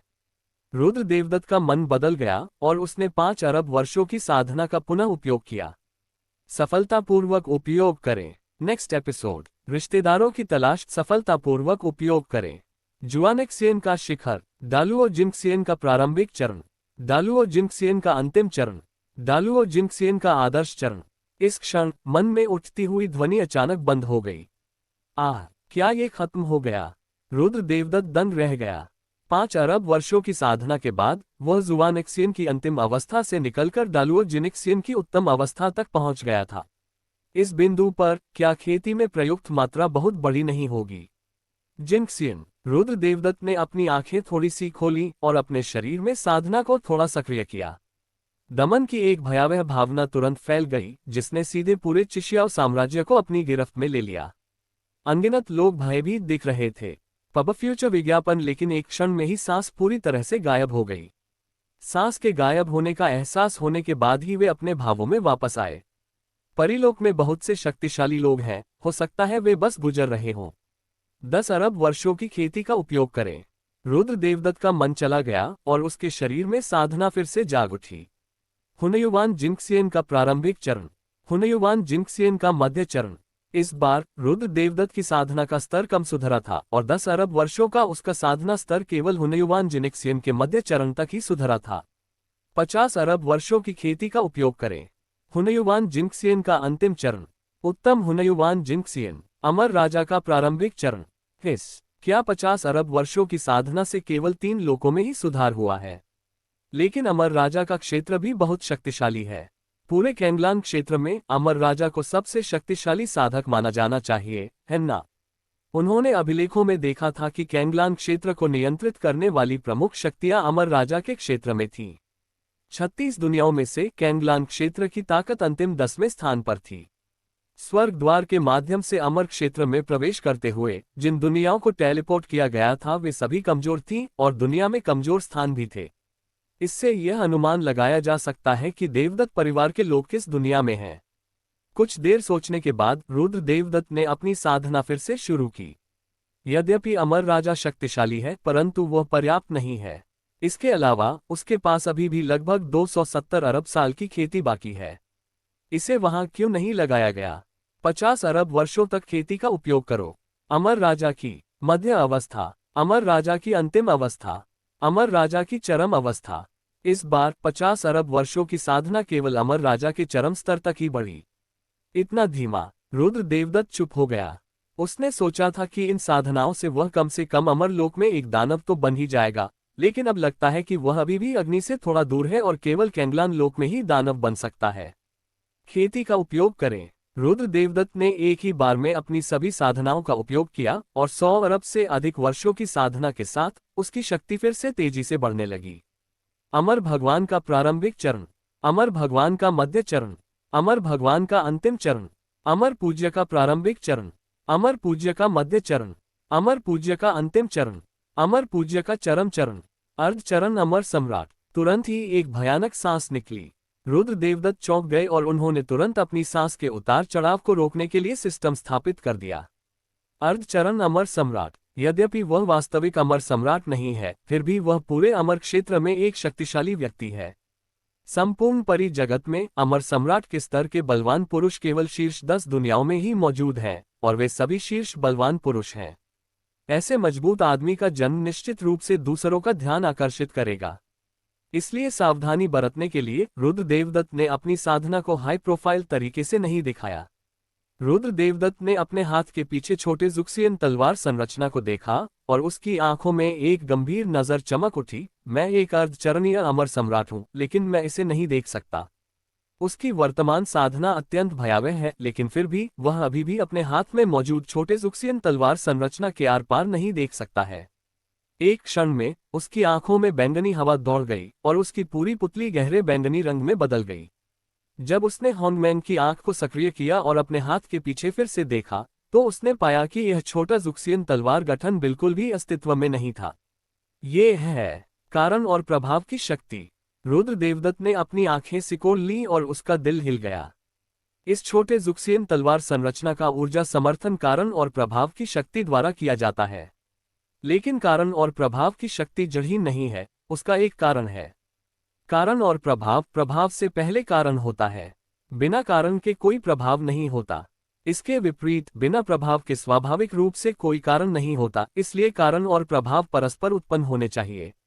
लेकिन रुद्र देवदत्त कभी भी टोंटियन संप्रदाय के गुरु के संपर्क में नहीं आए, तो इसका कारण कहां से आया? अगर कोई कारण कार्य है भी, तो वह इस छोटे से जुक्सियन तलवार रूप का प्रयोग करने के बाद ही उत्पन्न हुआ होगा। फिर यह कारण कार्य बल कैसे उत्पन्न होता है और स्वयं से कैसे जुड़ा होता है? इसलिए रुद्र देवदत्त की पुतलियां अचानक सिकुड़ गईं। क्या ऐसा हो सकता है कि इसने टोंटियन संप्रदाय के गुरु के साथ कारण और प्रभाव स्थापित कर दिया है? लेकिन उन्हें यकीन है कि ऐसी बात कभी नहीं हो सकती। क्या ये कुछ ऐसा हो सकता है जो भविष्य में पहले ही घटित हो चुका है? अगर ऐसा हुआ तो चीजें दिलचस्प हो जाएंगी। समय, कारण और प्रभाव तथा जो लोग इनमें शामिल हो सकते हैं, वे सभी स्वर्ग को चुनौती देने के स्तर के शक्तिशाली लोग हैं। भूल जाओ, ये महत्वपूर्ण नहीं है। आइए अभी भविष्य की बातें न करें, पहले सभी वर्तमान समस्याओं का समाधान करें। इस समय सबसे महत्वपूर्ण बात यह है कि पहले देवदत्त परिवार के सभी लोगों को ढूंढा जाए। रक्त प्राप्ति तकनीक। रुद्र देवदत्त ने अपने हाथों से मुहरें बनाई और उसके रक्त की आभा तुरंत प्रसारित होकर बाहर की ओर फैल गई। ये खून का पता लगाने की एक गुप्त तकनीक है और इसका स्तर भी अमर स्तर का है। रुद्र देवदत्त ने इसका अभ्यास तब किया था जब वह जुवानतियान क्षेत्र में उग गया था। एक अर्धचरणीय अमर सम्राट के रूप में अपनी वर्तमान शक्ति के साथ वह मूल रूप से संपूर्ण कैंगलान क्षेत्र को कवर कर सकता है। एक क्षण में ही उन्होंने कई देवदत्त परिवार की वंशावली की आभा को पहचान लिया। यह पाया देवदत्त परिवार के कई सदस्य कैंगलान दायरे में हैं और कई मजबूत रक्तरेखा वाले वंश हैं जो उनके समान ही पीढ़ी के होने चाहिए, और यह भी संभव है कि वे सुकिंगटियन और अन्य हों। चिक्सियाओ साम्राज्य के प्रभाव में एक है, नहीं, क्या बुजुइशियन शहर में एक नहीं है? रुद्र देवदत्त ने अपनी चेतना से हजारों मील दूर एक विशाल शहर को देखा। पैमाने के संदर्भ में यह शहर लगभग वांगयुन शहर के बराबर है और यह चिक्सियाओ साम्राज्य में सिर्फ तीसरे दर्जे का शहर है। यह अमर दुनिया होने के योग्य है। लेकिन ये लोग एक साथ क्यों नहीं इकट्ठे हुए, बल्कि सभी दिशाओं में क्यों बिखर गए? लेकिन ऊपर चढ़ते समय अंतरिक्ष में जो अशांति उत्पन्न हुई, उसके बारे में सोचकर रुद्र देवदत्त को थोड़ी राहत मिली। शायद उनमें भी कुछ परिवर्तन हुए होंगे। पिछले 200,000 वर्षों को छोड़कर जब आगे वाले लोग ऊपर चढ़ते थे, तो रुद्र देवदत्त उनके लिए एक जादुई हथियार छोड़ देता था जो एक दूसरे के साथ संवाद कर सकता था। ये खजाना भी परी स्तर का है। जब तक वे एक ही दुनिया में हैं, वे एक दूसरे से जरूर संवाद कर सकते हैं। इसे भूल जाओ, पहले उस व्यक्ति को ढूंढो और फिर उससे पूछो। अगले ही पल रुद्र देवदत्त वहां से गायब हो गया, अमर शहर का पीछा करते हुए। झाओ परिवार, सुगिंग, अगर तुमने मुझे आज यह नहीं बताया कि चीजें कहाँ हैं, तो मैं तुम्हें परिवार के नियमों के अनुसार दंडित करूंगा। असाधारण स्वभाव वाला एक युवक ठंडे चेहरे के साथ चिल्लाया। उसके सामने वाला व्यक्ति देवदत्त परिवार का सुगेंग था। ये व्यक्ति सु किंगटिन और अन्य लोगों के 300,000 वर्षों तक स्वर्गारोहण के बाद परिलोक में पहुंचा था। वरिष्ठता के अनुसार रुद्र देवदत्त उनके पूर्वज हैं। इस समय वह एक सुनहरी रस्सी से जमीन पर बंधा हुआ था, उसका चेहरा गुस्से से भरा हुआ था। धिक्कार है झाओ यू, मैंने कभी भी झाओ परिवार को धोखा नहीं दिया है और मैंने कुछ भी नहीं चुराया है, आप बस मुझे बदनाम कर रहे हैं। श्री झाओ ने मेरी जान बचाई और मुझे झाओ परिवार का मेहमान बनाया, मैं ऐसा कैसे कर सकता हूँ। Next episode. झाओ परिवार। दादाजी झाओ झाओ परिवार के पुराने मुखिया हैं। जब सु गेंग ऊपरी लोक में चढ़े तो एक दुर्घटना में गंभीर रूप से घायल हो गए और लगभग मर ही गए। उनके शरीर के लगभग सभी खजाने नष्ट हो गए। यदि दादाजी झाओ की मदद न होती तो शायद उसकी मृत्यु हो जाती। बाद में दादाजी झाओ ने उन्हें झाओ परिवार के अतिथि के रूप में नियुक्त किया और उनके साथ उदार व्यवहार किया, इसलिए सु गेंग झाओ परिवार के लिए समर्पित हो गए। लेकिन कौन जानता था कि हजारों साल पहले दादा झाओ पर उनके दुश्मनों ने हमला करके उन्हें मार डाला था और पूरा झाओ परिवार नेतृत्वहीनता की स्थिति में आ गया था। कई युवा स्वामी परिवार के मुखिया पद के लिए प्रतिस्पर्धा करने लगे और आपस में लड़ने लगे। नियमों के अनुसार सबसे बड़े भाई झाओ हुआई को परिवार का मुखिया होना चाहिए और उनसे हमेशा बहुत उम्मीद की जाती है। सु गेंग ने स्वाभाविक रूप से उसे सहायता के लिए चुना, लेकिन दुर्भाग्य से झाओ हुआई को अन्य युवा स्वामी द्वारा भी निशाना बनाया गया था और अब उसकी साधना को समाप्त कर दिया गया है और कालकोठरी में कैद कर दिया गया है। वह स्वयं अब फंसा हुआ है और झाओ यू के चाकू के नीचे एक मृत आत्मा बनने वाला है। झाओ यू ने तुरंत आगे बढ़कर सु गेंग के चेहरे पर लात मारी जब उसने सुना कि वह क्या कह रहा है। तुम कमीने, तुम ही हो जिसने सामान पहुंचाया है। तुम्हारे अलावा और कौन इसे चुरा सकता था। मेरा झाओ परिवार अभी भी आपको बहुत महत्व देता है, लेकिन आप एक प्रगल्भ व्यक्ति हैं जिसे वश में नहीं किया जा सकता है। यद्यपि उसका चेहरा क्रोध से भरा था, उसकी आंखें घृणा और उपहास से भरी थीं। पब फ्यूचर विज्ञापन सु गेंग को इस तरह कब अपमानित किया गया था। जब वह निचले लोक में था तब वह देवदत्त परिवार का सदस्य था और उस समय वह देवदत्त परिवार का दूसरा सबसे बड़ा सदस्य था, जिसका दर्जा बहुत सम्मानित था। ऊपरी क्षेत्र में आने के बाद एक आरोही के रूप में उनकी स्थिति के कारण झाओ परिवार द्वारा भी उन्हें महत्व दिया गया। अब जब उसका इस तरह मजाक उड़ाया गया तो उसकी छाती गुस्से से जल रही थी। झाओ यू, अगर तुम में हिम्मत है तो मुझे मार डालो। क्या तुम सिर्फ मेरी जान नहीं चाहते? अगर तुम अपना अधिकार स्थापित करने के लिए मुझे मारना चाहते हो तो मेरे लिए ऐसा करो। अगर तुम परिवार के मुखिया का पद ले लो तो क्या होगा? तुम तो बस एक अविवाहित वंशज हो जो बूढ़े आदमी की अवज्ञा करता है। ये सुनकर झाओ यू का चेहरा अचानक काला पड़ गया। वह फिर 2 कदम आगे बढ़ा और सु गेंग के चेहरे पर जोर से पैर रख दिया। तुम कमीने, मुझसे इस तरह बात करने की हिम्मत कैसे की? झाओ परिवार का मुखिया स्वाभाविक रूप से सबसे योग्य व्यक्ति होता है। इस क्षमता के साथ मैं झाओ परिवार का मुखिया क्यों नहीं हो सकता? तुम यहाँ वफादार होने का नाटक क्यों कर रहे हो? तुम तो मेरे झाओ परिवार द्वारा पाले गए एक कुत्ते मात्र हो। झाओ परिवार के मामलों पर उंगली उठाने की तुम्हारी बारी कब आएगी? झाओ यू के पैर सु गेंग के सिर पर पड़ गए और उसके शब्द अपमान से भरे थे।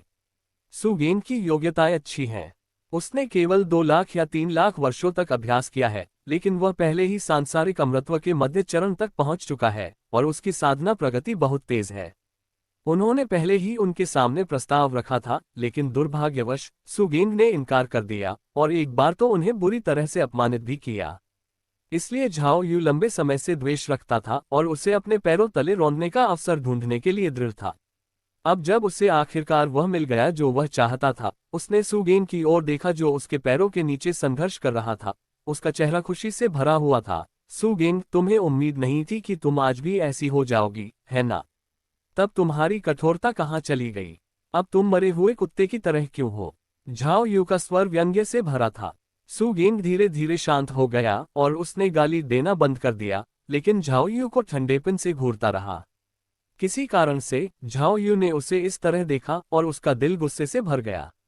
कुत्ते, भौंकते रहो, तुम क्यों नहीं भौंकते? जैसा उसने कहा, उसने सीधा लात मारी और सु गेंग सीधा गिर पड़ा। क्योंकि उसका शरीर और साधना सीलबंद थी, इस लात ने उसके आंतरिक अंगों को लगभग तोड़ दिया। उसके मुंह से चमकदार लाल खून की एक फुहार निकली और सु गेंग दर्द से कराहते हुए जमीन पर लुढ़क गया।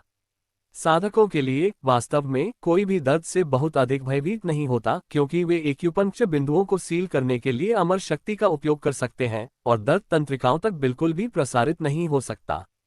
लेकिन अब सू गेंग के पास बुलाने के लिए कोई अमर शक्ति नहीं है, इसलिए दर्द बहुत स्पष्ट है, जैसे कि कोई उसके आंतरिक अंगों पर पागलों की तरह प्रहार कर रहा हो।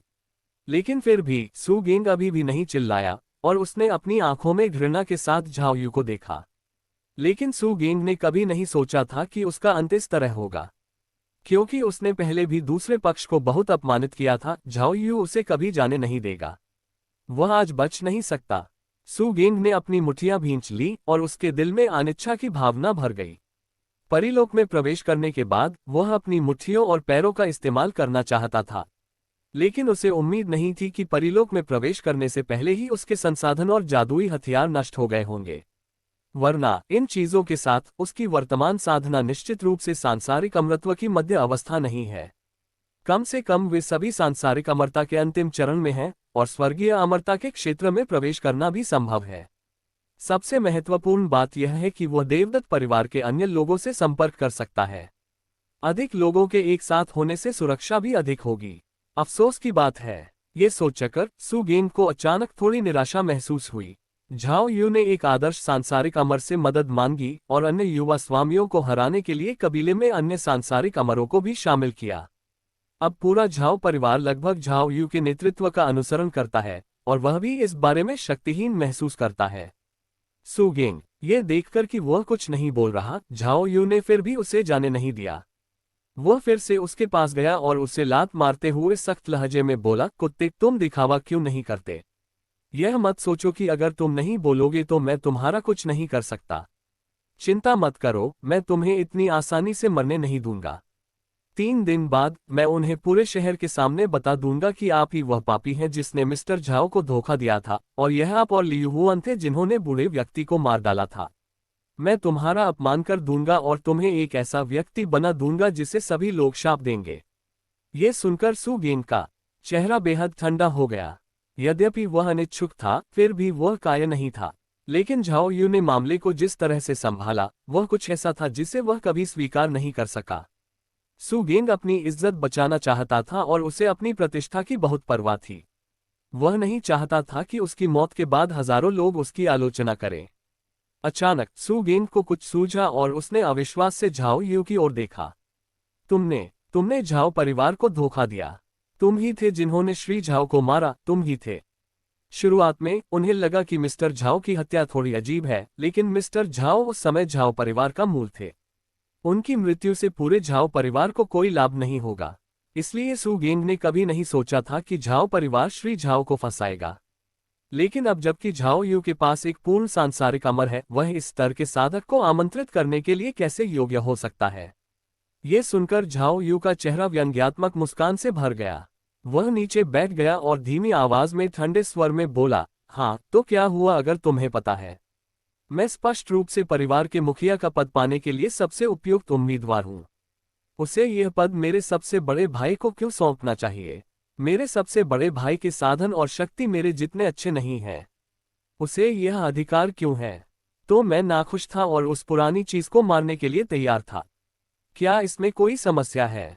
झाओ यू की ठंडी आंखें देखकर सू गेंग उसे डांटना चाहता था, लेकिन उसने फिर से अपना मुंह बंद कर लिया।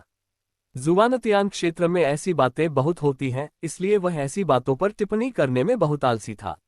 गहरी सांस लेते हुए सू गेंग जमीन पर लेट गया और अपनी आंखें कसकर बंद कर ली। झाओ यू ने इस पर व्यंग्य किया, उसे कालकोठरी में कैद कर दो और 3 दिन बाद शहर के द्वार पर उसका सिर काट दो। इतना कहने के बाद वह मुड़कर जाने ही वाला था, लेकिन अचानक उसके बगल में एक आकृति प्रकट हुई। कौन? झाओ यू की पुतलियां अचानक सिकुड़ गईं और वह अवचेतन रूप से मारने के लिए अपना हाथ उठाना चाहता था, लेकिन वह ये देखकर भयभीत हो गया कि वह बिल्कुल भी हिल नहीं सकता। न केवल वह, बल्कि पूरे यार्ड में हर कोई शांत लग रहा था। केवल एक जोड़ी आंखें डर से झाओ यू की ओर देख रही थी। नेक्स्ट एपिसोड देवदत्त परिवार का पहला व्यक्ति सबने देखा तो एक सुंदर और असाधारण युवक हाथ पीछे करके खड़ा था। हालांकि उसके शरीर से सांस नहीं निकल रही थी, फिर भी वहां मौजूद सभी लोगों को घुटन भरा दमन महसूस हो रहा था। ऐसा लग रहा था जैसे सामने वाला व्यक्ति कोई व्यक्ति न होकर प्राचीन काल का कोई देवता और दानव हो। कौन है ये? यह विचार हर किसी के मन में आया। इसी समय एक मधुर आवाज सुनाई दी। आप हैं सुगेंग। सुगेंग, जो आंखें बंद करके जमीन पर लेटा हुआ था, थोड़ा स्तब्ध रह गया। यह आवाज बहुत जानी पहचानी है। उसका दिल अचानक कांप उठा और फिर उसने जल्दी से अपना सिर उठाया और आवाज की दिशा में देखा तो देखा कि वहां एक बहुत ही परिचित आकृति खड़ी थी। वह एक मदहोशी की हालत में लुकआउट क्लाउड माउंटेन और जुवानटियन क्षेत्र में वापस लौटता हुआ प्रतीत हुआ। सुगेन को पता नहीं था कि क्यों वह मूल रूप से एक कठोर आदमी था, लेकिन इस समय उसे रोने की इच्छा हुई। पब फ्यूचर विज्ञापन ऐसा लग रहा था जैसे वह एक बच्चा था जिसे बाहर परेशान किया जाता था और अब उसके माता पिता अंततः सामने आए और उसके लिए खड़े हो सके। जैसे ही उसने रुद्र देवदत्त को देखा, सुगेन का गला भर आया और उसने झिझकते हुए पूछा, बूढ़े पूर्वज, क्या यह आप हैं? वह सचमुच चिंतित था। ये तो बस एक सपना था। जुवानतियान क्षेत्र में वह और रुद्र देवदत्त बहुत कम बार मिले, लेकिन हर बार जब वे मिले तो रुद्र देवदत्त ने उन्हें एक दयालु बुजुर्ग की तरह महसूस कराया और उन्हें सुरक्षा और आत्मविश्वास की एक मजबूत भावना भी दी। लेकिन परिलोक में आने के बाद सुरक्षा और आत्मविश्वास की यह भावना गायब हो गई। पूर्वज, आंगन में मौजूद कई लोग दंग रह गए। क्या चल रहा है? वे सुगेन की पृष्ठभूमि को बहुत अच्छी तरह से जानते थे, अर्थात वह एक ऐसा व्यक्ति था जो निचले क्षेत्र से ऊपर उठा था और उसका कोई आधार नहीं था। भले ही सुगेन का ऊपरी क्षेत्र में वास्तव में एक भयानक और शक्तिशाली पूर्वज था, फिर भी वह सुगेन के पास क्यों नहीं आया? यद्यपि वे असमंजस में थे, लेकिन आंगन में मौजूद लोग भय से भरे हुए थे। विशेष रूप से झाओ यू। उसका दिल अब कांप रहा था और वह तुरंत घुटने टेककर दया की भीख मांगना चाहता था। यद्यपि रुद्र देवदत्त की सांस बहुत कमजोर थी, वह जानता था कि दूसरा पक्ष निश्चित रूप से एक स्थलीय अमर से अधिक था। दिव्य अमर से शुरू। पूरे जुइजियान शहर में इस स्तर का कोई साधक नहीं है। जुइक्सियन शहर का सबसे शक्तिशाली व्यक्ति केवल आधा कदम का दिव्य अमर है। रुद्र देवदत्त ने हल्के से मुस्कुराते हुए कहा, हमारी आखिरी मुलाकात को काफी समय हो गया है। तुम्हारा जीवन बहुत दुखमय रहा है। ऐसा कहते हुए उसने अपना हाथ उठाया और उसे हल्के से हिलाया और आंगन में उपस्थित अन्य लोग तुरंत नष्ट हो गए, जिनमें वह साधक भी शामिल था जो सांसारिक अमरता की पूर्णता तक पहुंच गया था। रुद्र देवदत्त के लिए अब उन्हें मारना चींटियों को कुचलने से अलग नहीं था। रुद्र देवदत्त ने फिर सुगेन की ओर इशारा किया और उसकी चोटें चमत्कारिक रूप से ठीक होने लगीं। बस 3-2 सांसों में वे सब सामान्य हो गईं। सुगेन ने अपनी चोटों को ठीक होते देखा, साथ ही झाओ यू और अन्य लोगों की मृत्यु भी देखी और अंततः उसने विश्वास किया कि उसके सामने वाला व्यक्ति उनके देवदत्त परिवार का पूर्वज था। रुद्र देवदत्त टकराना। जब सुगेन ने अपनी भावनाओं को शांत किया तो वह सीधे रुद्र देवदत्त के सामने घुटनों के बल बैठ गया और भारी दंडवत प्रणाम किया। सुगेन, पूर्वज से मिलो।